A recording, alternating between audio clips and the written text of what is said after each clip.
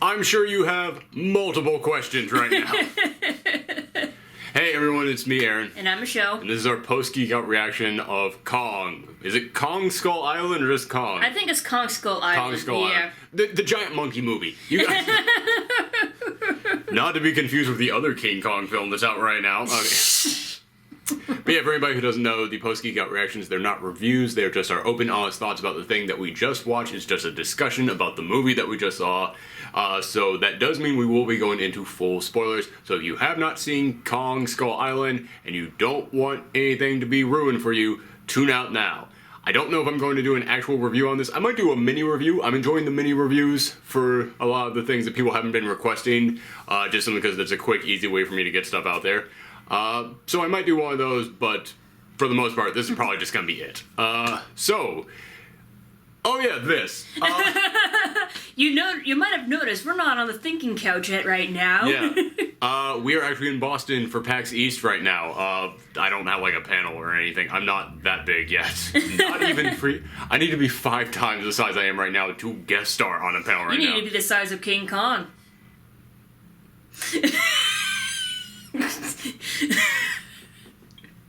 That was stupid. And we're back.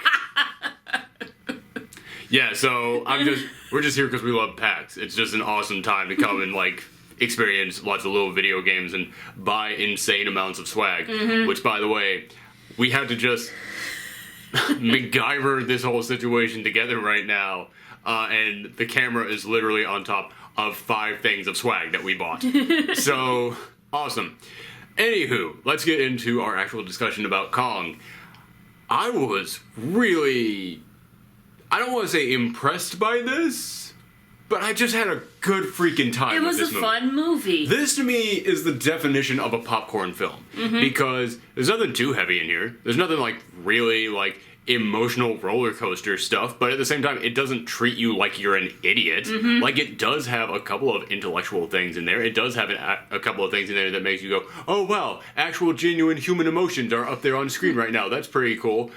But the star of it is still King Kong smashing shit up. That is what the star of this whole film is. In fact, the best way I can describe this is that I and about half the audience laughed hysterically all throughout this film, but was never like, that's so stupid, ha ha ha. It's the kind of laughing where you say fuck at the same time that you laugh, because you could just hear the entire audience going, fuck, oh fuck, oh god, that just happened, oh fuck. Because like, when King Kong is destroying stuff, it's amazing to watch, and your brain is just trying to comprehend how awesome everything is on screen, and the only way you can do that is kind of to laugh at how absurd it all looks, but it's so damn cool that you're just like, geez, that's amazing.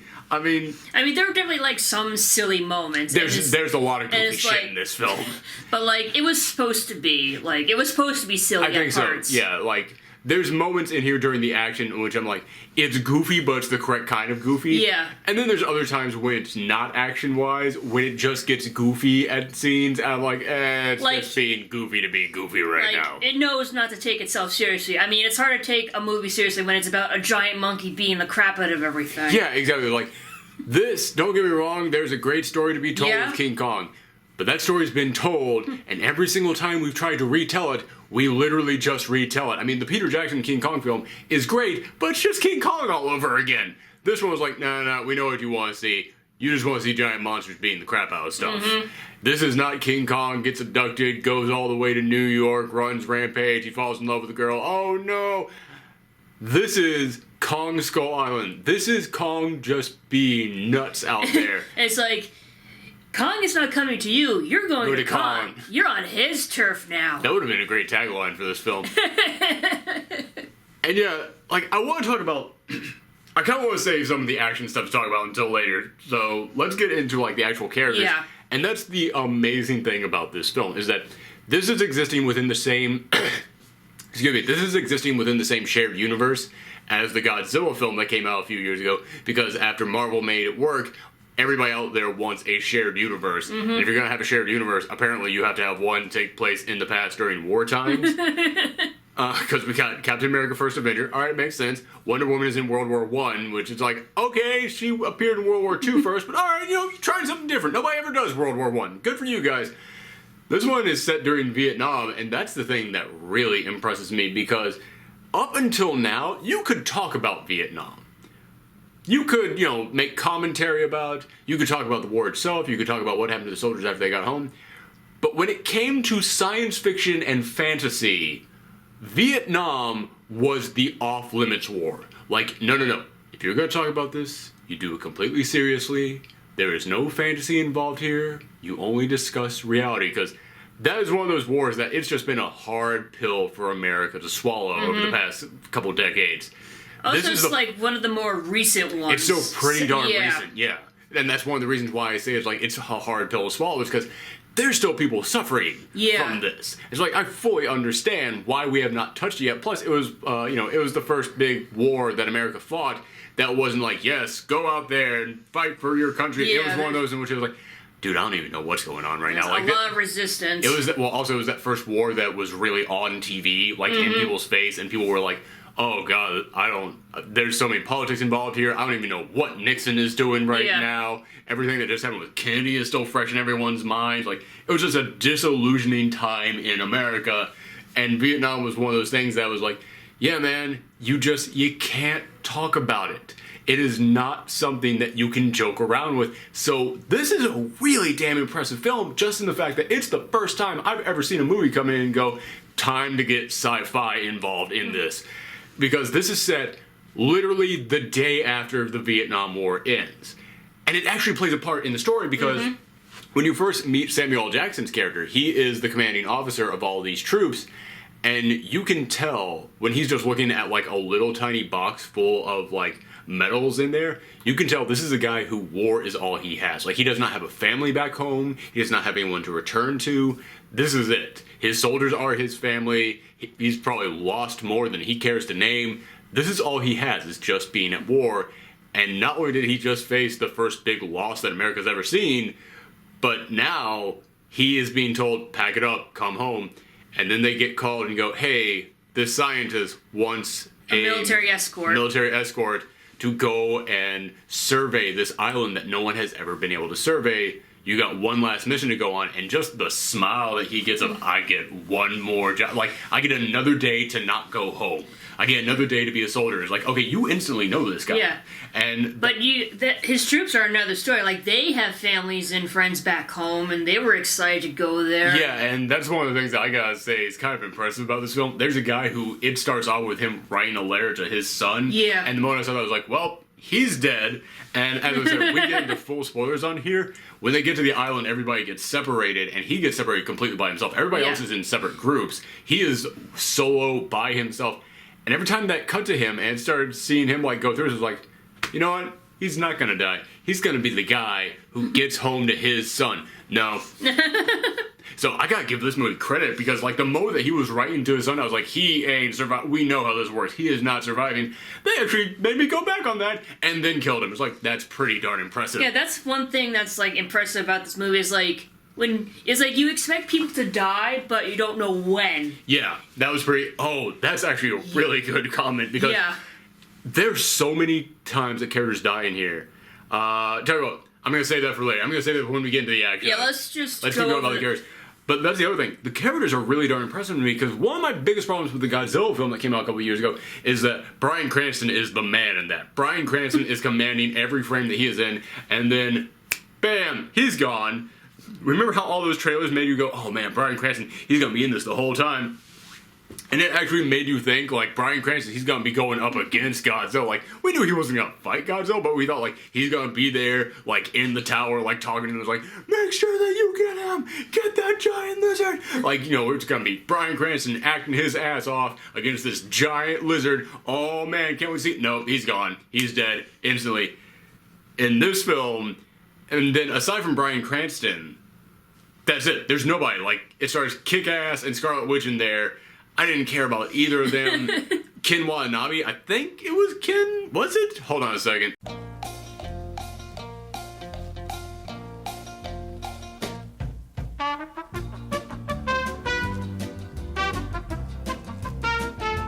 Yeah, Ken Watanabe. He's in there and he says the "let them fight" line, which is like, yeah, that's what the entire audience was screaming. But I mean, that's the closest we get to a character, is a guy who delivers a really good line. The other like main characters of that film, flat, nobody gave a crap about. This film has got like 12 characters in there, and many of them only get like a line or two, but they all had personality. Yeah. Like you all get a sense of all of them. Like the character who I got probably the least amount of a sense of a personality from was the really buff dude, but he gets injured early on, so he doesn't really do much. So I was like, okay, aside from him, everybody else has got a ton of personality.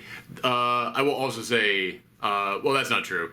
The biologist there, the woman who wasn't the photographer, I hate putting it that way because there's only 2 women in here, but yeah, she was just there because apparently she is a big star in China, and they just put her in here so that the Chinese audiences would have like someone that they could go, oh, I know that actress.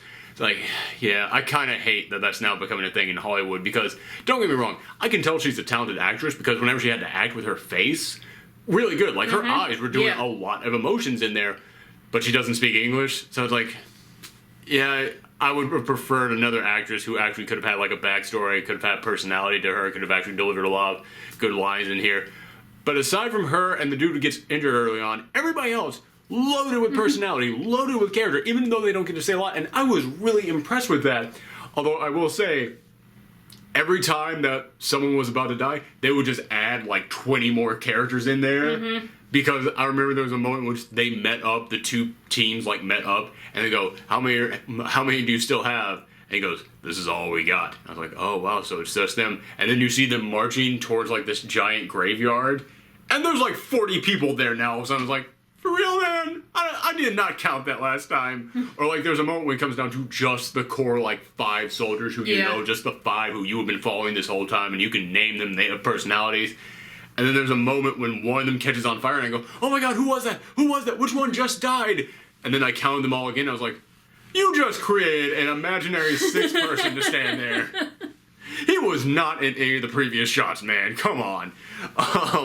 So that is the thing. But aside from them, whenever one of the main characters, whenever one of those 12 characters who you've been following, whenever they die, it's shocking. Like, it is a legit, like, holy cow, that just happened. Like, probably the least shocking one is when the scientist guy, not the one who gets abducted by pterodactyls, didn't see that coming. Yeah. That came out of nowhere. And they don't even really, like, mourn him any at all. He gets taken away, and they're like, we just lost one of our own. I was like, well, it's not gonna be that guy. Yeah, womp womp.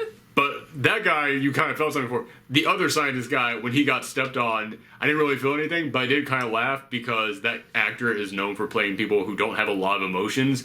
So his response was, oh dear. And then he gets stepped on. I was like, that's pretty darn good. But aside from him, everybody else, when they die, is a big thing. Yeah, and, like... And again, full sports, last chance to tune out, because we're about to talk about the 2 really big deaths in here. But, like, which one were you about to say? Well, I was gonna say, like, when they first arrive at the island and, like, start bombing it to, like, lure King Kong out, he takes down one of the helicopters, and then they were trying to rescue him, but then they got squashed. Yeah, that's the thing. As I mentioned, when King Kong is going, no pun intended, but it's the only way to describe it, when King Kong is going ape shit... It's fucking amazing. It is so damn good to watch. And this film has one of the worst cuts I've ever seen. Not worse as in bad, but worse as in like, oh, dude. Because there's a moment in which you see one of the guys falling from the plane into King Kong's open mouth. And like, it follows him so long into his mouth. I was like, oh my god, we're going to actually see him get eaten. And then immediately cuts to a dude eating a sandwich. And it's a sandwich with a lot of roughage in there, so it makes a crunch. I was like... That I know it's a fictional character, and that guy was only there just being. Still, almost seems insensitive. That was a harsh ass edit. But it's like that's how things are on Skull Island. Skull Island. It's like Vegas with giant monsters. But yeah, the deaths that I was talking about was like when John Goodman dies. I was like. Alright, I could have had a little bit more impact. That's the only one that's like, okay, this guy had like a story, he had a whole thing, and then he just kind of gets taken out. I was like, okay, that one didn't have the impact. But when Samuel L. Jackson died, Oh yeah. that was an awesome death because, like, as I mentioned, when it came to Godzilla, you were like, Bryan Cranston, man, Walter White going up against Godzilla, oh my goodness, this is going to be huge. It's almost like the studio learned their lesson from killing off Bryan Cranston so soon, because they established early on, no. This is all coming down to King Kong versus Samuel L. Jackson. And I love that Samuel L. Jackson is basically just playing Samuel L. Jackson in this film. Like, there's a moment in which they are going through the storm, and he just goes, let us not forget the story of Icarus. And I was like, how great would it be if none of this is in the script and he just started talking and they were like, just roll with it. It's Samuel L. Jackson. He makes speeches like these all the time. Come on, man. But, like, also the best Samuel L. Jackson read of the entire film, there's a moment in which, like, they are about to kill King Kong. Like, King Kong is down, they're about to bomb this dude, and it's up to Tom Hiddleston, and I'm sorry, I don't know her name, the reporter lady. The photographer? The photographer, yeah. Well, you have the IMDb, didn't I you? got IMDb. Alright, pausing one more time.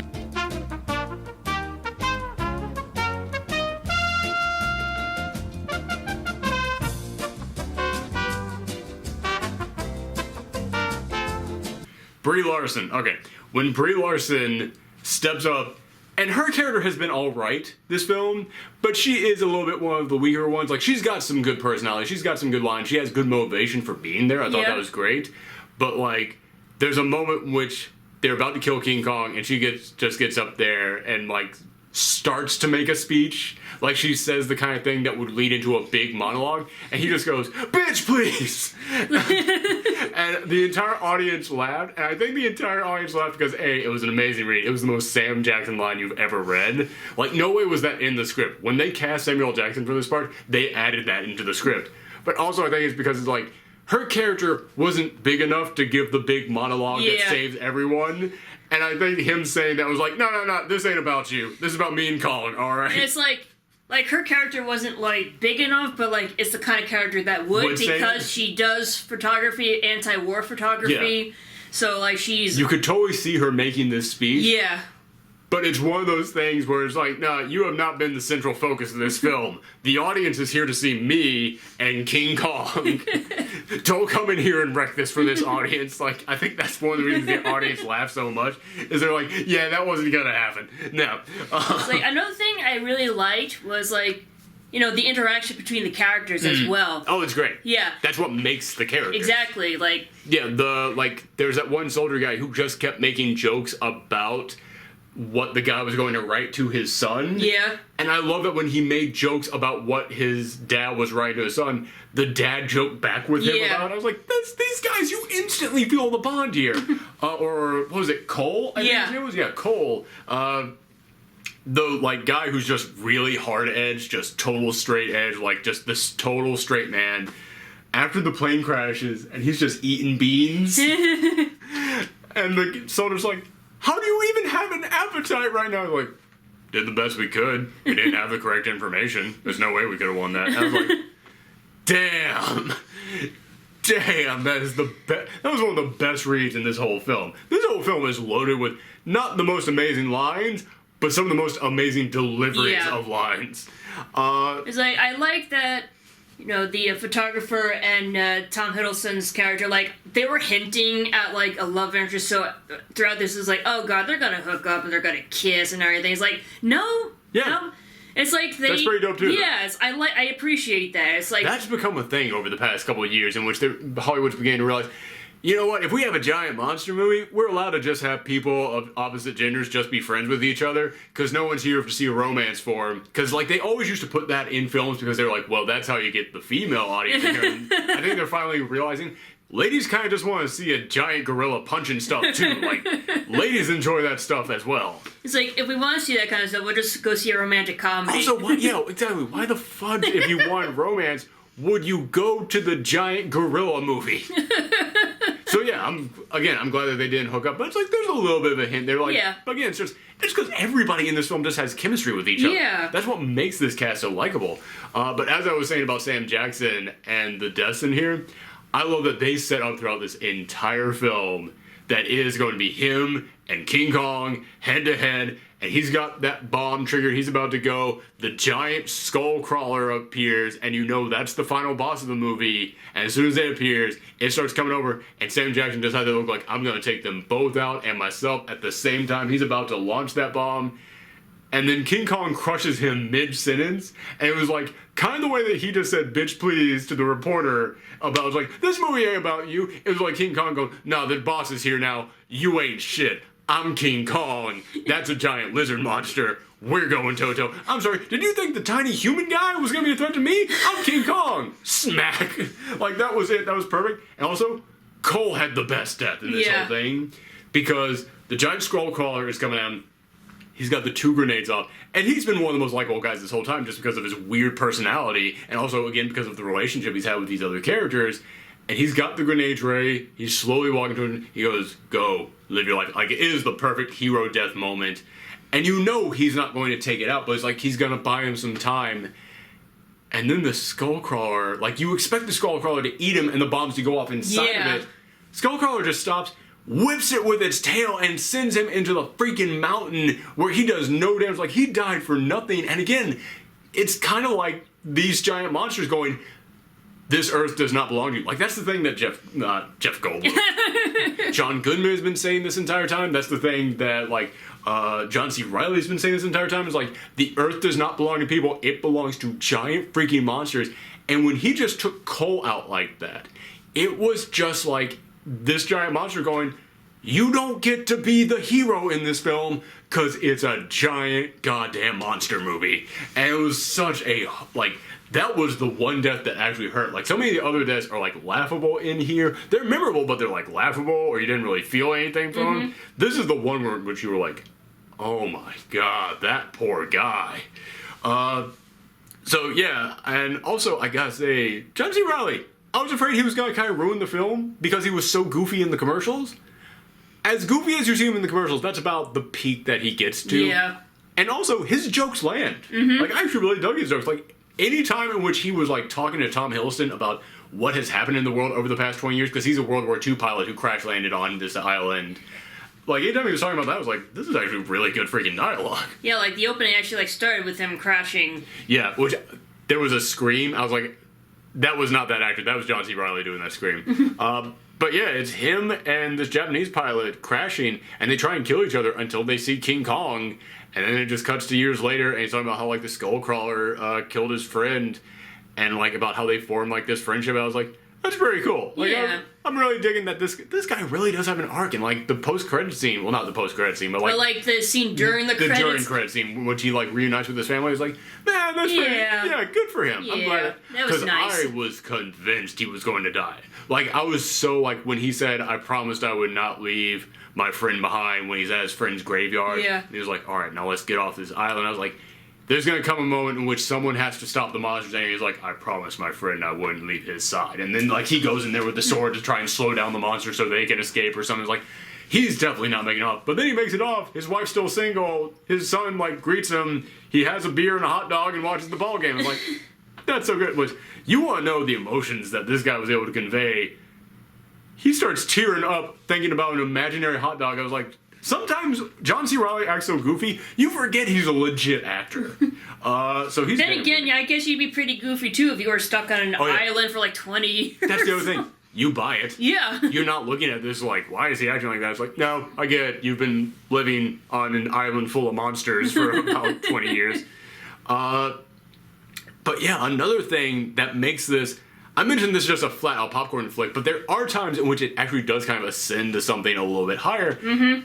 And as I mentioned, you're never allowed to use science fiction or fantasy with the Vietnam War, but there are moments in which they actually do use Samuel L. Jackson's character to make commentary about the Vietnam War, and I was actually kind of impressed with that. Like, a lot of the ways that they fight King Kong, it looks like the footage that you've seen from Vietnam, like, you know, they're using napalm on him, and all these other weapons that were used back during that war. But also, like, there is a moment where he says, I am not losing this. And it's like, man, yeah, you get the sense that this is a guy that war is all he has. This was his first loss. He does not want that on his... Like, he's blaming himself for this. You know, because there's also, like, a great exchange that he and Brie Larson have, in which he's like... In which she's a photographer who got a lot of people rallied against the war back home, and he says, some people would say you're the reason why we lost, and she's like, it's weird that you blame the person without guns for losing the war, and it's like, you can tell he was just like, I will stab you on this thing. He's like, yeah, this hurt him to see this happen to him, and now he's putting all that anger into King Kong, and it's like, wow, again, it's kind of bold that they actually use a King Kong film as a metaphor for the stuff that went on in Vietnam. Not even a metaphor, just kind of like a way to show people's emotions from that war, especially right after the war. So yeah, it's like, I know like a lot of people say like Vietnam was a war we should not have gotten involved with in the first place, and I kind of feel like, you know, these guys should not have gone to Skull Island in the first place. That's a good way of looking at it too. Yeah, there is that great moment in which Cole is talking about the gun he carries on him and about how it is a farmer they found in Vietnam, and it was a gun that he had never even used until then. And he said, yeah, sometimes there isn't an enemy until you go looking for one. And it's like, that's what King Kong is. Like, that's the difference between King Kong and all the other giant monsters out there. King Kong just wanted to be left alone. Yeah, and then suddenly these guys would come along and just drop bombs on his island. So he's like, well, not even in this film. In all the King Kong films, Kong was just minding his own business. Yeah, like, and then suddenly they just take him off to New York. Yeah, Kong. I always felt bad for King Kong. Like, Godzilla has a couple of films where he's the bad guy, and you can look at that as being like a metaphor of like, well, Godzilla represents like war times and all this stuff and like radiation and all this. But still, with King Kong, I always just looked at that as like, this dude's the victim. Man came to his island and just messed with him. So yeah, again, like, it's stunning to me that that's what this is a metaphor for. Yeah, wow, the more I think about it, it's like, this really is just a metaphor for that war. I'm kind of stunned that they did that. That's pretty damn impressive. But let's get into the really impressive stuff in here. And also the stuff that will not get me any negative comments down below. Oh my god, the action in here. Yeah. God damn. Whenever giant monsters are punching each other, it's freaking amazing. This film has some of those stunning action sequences I've seen. Granted, the year is early, but it's been a damn good year so far, and this is some damn good action. They're not afraid to go nuts with King Kong destroying stuff, and it's not like they're doing like weird camera angles or weird trippy special effects. It's just King Kong going ape, and it looks damn good. It looks shocking. They know exactly how to frame every shot, and like, when he picks up I'm sorry, I got the hiccups right now that I'm fine. When he picks up a helicopter, and he like holds it up to his eye, he's just got the one eye staring down there at Samuel L. Jackson, like, that's good. Or when like the plane explodes and Samuel L. Jackson is staring through the flames and King Kong's face emerges. It's like, God, it all looks good. Or like I said, that cut that I mentioned earlier where the dude drops into his mouth and then they just cut to the sandwich. I was like, God, I really do kind of want to see this in 3D, because I was like, they're not going to do anything with 3D. They do a lot of stuff in here that would look damn good in 3D. And also the skull crawlers, I thought they looked kind of simple. When I first saw them, I thought they looked kind of basic. And also, I didn't like the fact that they had no hind legs. They had the two front legs and then just a long tail. I was like, I don't see how that would make them really effective hunters. When it gets to that final battle, and he wraps his tail around King Kong and is fighting with the top two, and King Kong is now just like immobilized from the waist down as this thing is fighting, I was like, I take it all back. That is exactly how this creature should be designed. The first skull crawlers that come out, they're just babies, so that's probably why they look so simple. But like when the big guy comes out, and it's like, okay, now things are getting serious. Yeah, exactly. It's like, but also like the way that it uses that tail made me go, of course, this is a perfect hunting machine. It's designed to take down bigger things. That's how they were able to take down Kong's parents, which I love that they revealed that Kong had parents. They were killed off by the skull crawlers. And they say, Kong still got some growing to do, because you know he's going to fight Godzilla. And Godzilla in the last film was like 4 times King Kong's size in this one. I was like, how on earth is that going to work? Kong still got about 30, 40 years worth of growing to do before he catches up with Godzilla. So I was like, alright, cool, I'm down with that. I can see him getting really freaking big. But that entire last fight scene was amazing, especially when he gets thrown into the ship. Yeah. And I love that they had him in chains again, because it was a great reference back to the first film, to the original films. But then he pulls the chain, and when he follows the chain to see it's connected to a giant blade from this ship, I was like, is he about to turn to Kratos from God of War? Is he about to pull some God of War shit in this film? He did. He threw it like Kratos' blades and just hit it with the chain and was pulling around. I was like, I cannot believe we just saw King Kong rip off Kratos from God of War. And then he like wraps the chain around him with a blade in his hand and he does some Wolverine stuff with it, like slicing him with his fist. It's like, this is insanity. But this is goofy as shit and I love it. No, but I like it because like it shows like King Kong is capable of thinking. He's a primate. He can use tools. Yes, he and there's like moments where he's like showing emotion, but like not to the point where it's like. Yeah, he has to come in and save Brie Larson, and a lot of people are going to go like, okay, well that's a reference to the previous film. It's like he fell in love with this blonde lady, but at the same time, I'm kind of looking at it like they show this village, and it's like King Kong is protecting them. Everybody kind of worships Kong because he protects them from the Skullcrawlers.